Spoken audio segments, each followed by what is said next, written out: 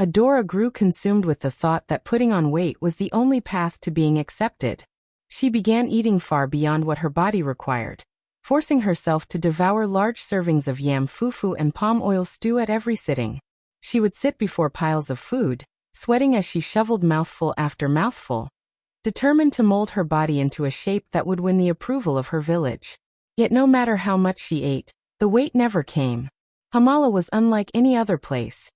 An entire village where women were celebrated for being full and well-rounded. Every woman carried her size with pride, assured that both ancestors and in-laws admired her form. For generations, this belief had never been challenged, until a peculiar child was born to Enie and Obina. Respected and admired in the community for their kindness, Enie and Obina were overjoyed when Enie became pregnant. The whole village celebrated, and her pregnancy was smooth. When the baby arrived, they named her Adora. But as the midwife lifted the newborn for all to see, the room fell silent. Unlike the other babies, Adora was small, her limbs fragile, her cheeks lacking the plump roundness the midwives delighted in. A murmur rippled through the women. "Is she sick?" one whispered. But the midwife quickly assured them, "She is healthy, only different. The gods have their reasons." Enie and Obina adored their daughter and raised her with tenderness. Still, as Adora grew, her difference became impossible to ignore. While other girls blossomed with full cheeks and kavya bodies, Adora stayed slender, her figure almost unearthly. Her eyes held a light that made her seem as though she belonged elsewhere. From the moment she could walk, she became the subject of gossip. Children pointed, giggled, and called her names, Stick or the Thin One. When she tried joining their games, they shut her out. During ceremonies, when she attempted to dance, the girls laughed and sneered. "Your legs are too thin for the dance. Go play with the boys." Her heart grew heavy with loneliness. Often, she escaped to the quiet fields at the edge of the village, where she could cry unseen. Her parents noticed her sadness and tried to soothe her. "You are special, Adora," her mother would whisper. "The gods have given you a beauty that is yours alone. One day you will understand." But their words, though kind, could not mend her pain. She felt like a stranger in her own home. One day, after another cruel round of teasing, she ran to the riverbank and wept until her eyes burned. There, an old woman approached, Mama Chin, the village healer, known for her wisdom and mystery. "Why do you cry, little one?" she asked softly. "I am not like the others," Adora sobbed. "I am not beautiful. I am too thin, too different." Mama Chin smiled gently and sat beside her. "Child, the gods do not make mistakes. Every leaf, every tree, every soul has a purpose. Your difference is your gift. One day the world will see what makes you unique." Adora listened, comforted but still doubtful. The daily mockery gnawed at her spirit. Soon, she became fixated on gaining weight, convinced it was her only chance at acceptance. She stuffed herself with food, sweating as she forced down more than her body could handle. But no matter how she tried, her body remained unchanged. In desperation, she turned to the other maidens. Though they had teased her before, some pitied her. They whispered of secret herbal brews, mixtures their mothers claimed could make a person gain weight quickly. Desperate and trusting, Adora agreed. Each day she drank new concoctions, swallowing the bitter taste, clinging to hope that one might finally work. One girl, Chica, handed her a particularly strong mixture. "Drink this 3 times a day," she urged. "It helped my cousin gain weight in a month. You will see results soon." Adora obeyed faithfully, drinking it every day despite the nausea and cramping that followed. She convinced herself the pain was proof that it was working. But her strength faded. Her skin grew pale, her body weaker by the day. Still, she pressed on, driven by her longing to belong. Then one morning, she awoke dizzy, drenched in sweat, her legs unsteady. Determined, she forced down another dose. But the moment it touched her lips, a stabbing pain tore through her stomach. She collapsed, clutching her belly, gasping for breath. Her parents, Enie and Obina, rushed to her side at the sound of her cries. They found her writhing on the floor, her face ashen, her lips tinged blue. Enie screamed for help, and within moments, villagers gathered outside. Mama Chin pushed through the crowd and knelt beside Adora. "What has she taken?" Mama Chin demanded urgently. Chica stepped forward, ashamed, her eyes lowered. She's been drinking a mixture to help her gain weight, she murmured. Mama Chin's face darkened. Foolish child, she scolded. Do you not understand? These brews are dangerous. What works for one can kill another. With swift, practiced hands, she began preparing a counter-remedy, fighting to undo the damage. The poisonous brew had left Adora sprawled on the ground, barely conscious, her thoughts drifting in and out of darkness. Around her, she could hear murmurs, whispers laced with pity and judgment. For 3 long days, she lay in bed, feverish and frail, her parents keeping constant watch, afraid she would not make it. On the 4th morning, her eyes fluttered open. Though her body ached, she was alive. At her bedside sat Mama Chin, who had remained to oversee her recovery. You are fortunate, child, the old woman said softly. The gods have spared you, but only barely. Never again should you attempt to alter what the gods have given. Your body is a gift, whether or not you choose to see it that way. As Adora grew into her teenage years, the village buzzed with preparations for its grandest celebration, the annual Mang Festival. It was the season when young women displayed their beauty, grace, and charm, hoping to capture the eye of a suitor, or at least win the admiration of the community. It was also a time to honor the ancestors and rejoice in their culture. Every girl eagerly awaited the event, and Adora, despite past humiliations, clung to the hope that this year might be different. She spent days weaving a lovely dress from the best fabric her parents could afford. Simple yet elegant, it accentuated her distinct frame. When she finally tried it on, even her mother gasped in awe. Adora, you look like a goddess, Na exclaimed. But at the festival, the ridicule began almost immediately. Look at her, someone sneered. Who does she think she is, walking on those thin legs? Adora forced a smile, determined to enjoy the celebration, but every burst of laughter struck her like a blade. When the drums signaled the start of the dance, she stepped forward, only to be blocked by the other girls. This place isn't for you, said Sadie, the village's most admired girl. Go entertain the elders, maybe they'll appreciate your bones. The crowd erupted in cruel laughter. Burning with shame, Adora turned and fled. She ran through the fields, tears blurring her vision, until she collapsed at the abandoned shrine on the village's edge. It was there she heard a voice. Why do you cry, Adora? From the shadows emerged Mama Chin. I am weary, Mama, Adora sobbed. Weary of being different. Weary of not belonging. The old woman nodded thoughtfully. Life holds many surprises, child. What feels like a curse may in time reveal itself as a blessing. Trust the gods, and trust yourself. Your moment will come. Mama Chin's words soon proved prophetic. A few weeks after the festival, a stranger arrived in Amala. His name was Chaik, a tall, charming man from the city, well known as a scout for a prestigious modeling agency. Having heard about Amazala's unique Mang festival, he came to witness it firsthand.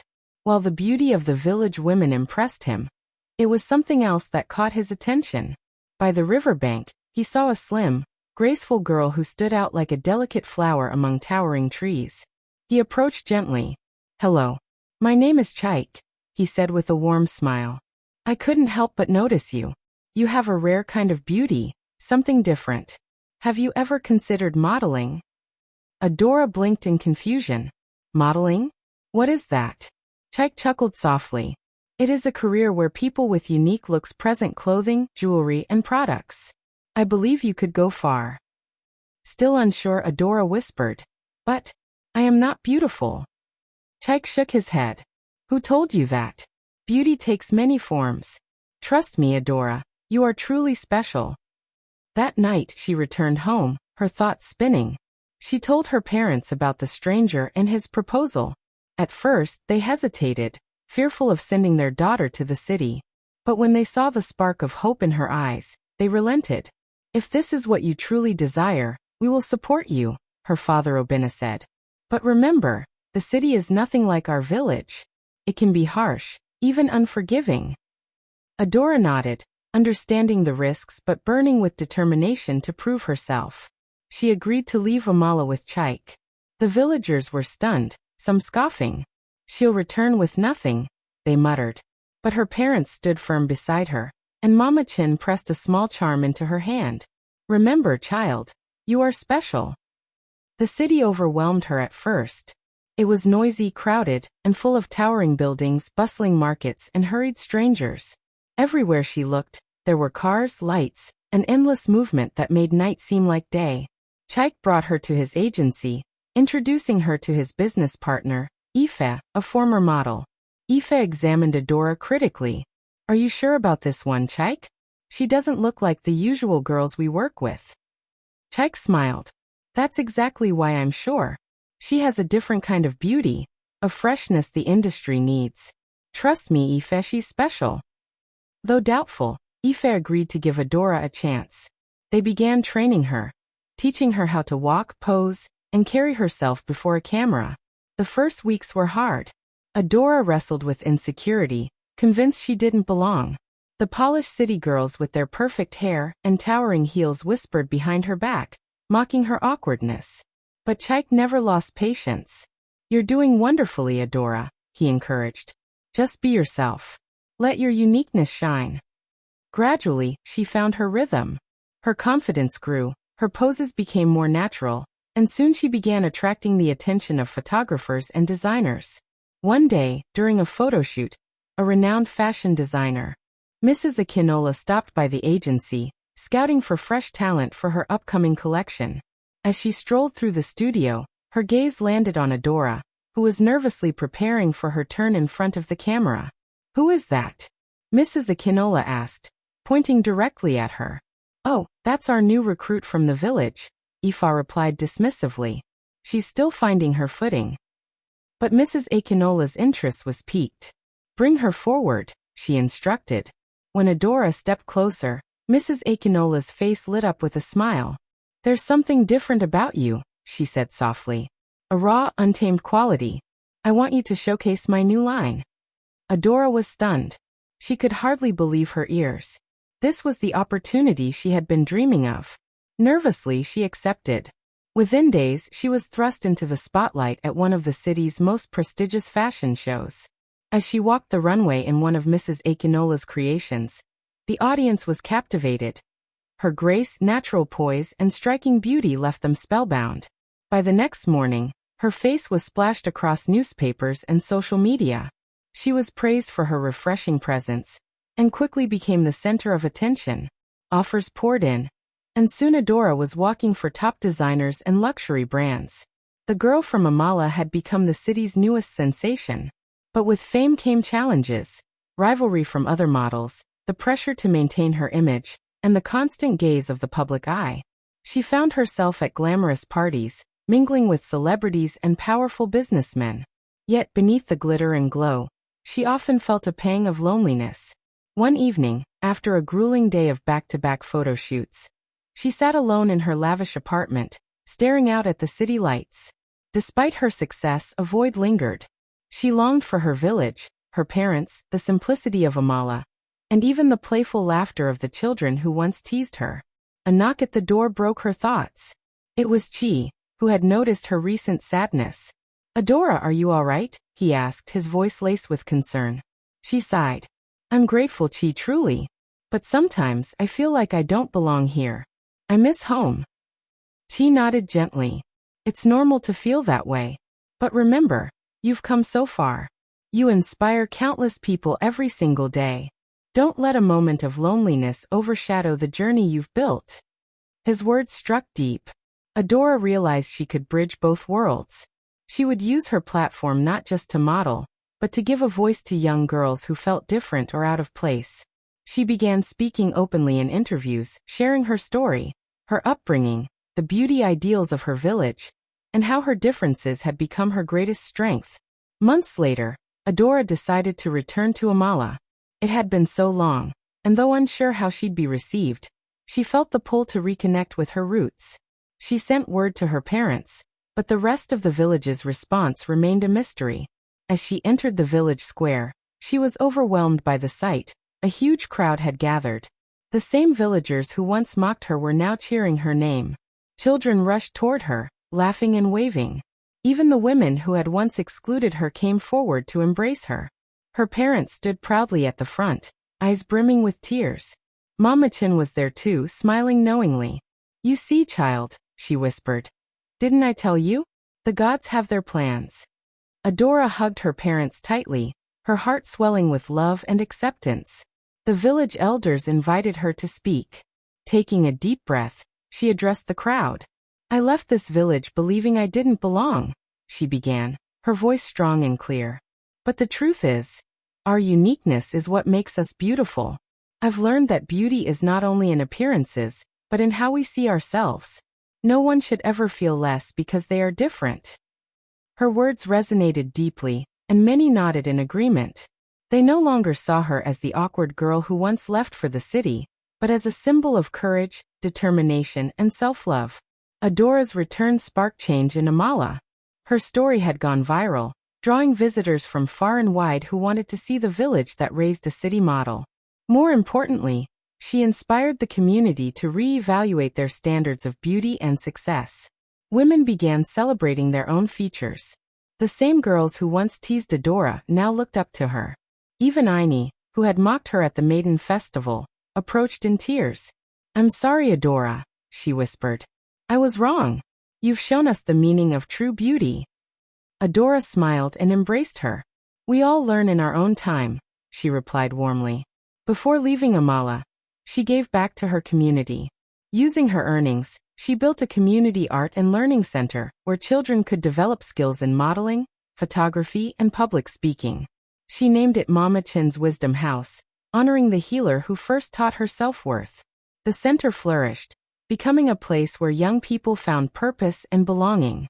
The girl who once wept by the riverbank in Amala had grown into a beacon of hope for millions.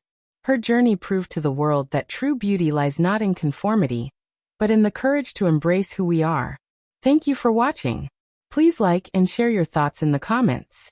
Don't forget to subscribe if you haven't already. Until next time, goodbye.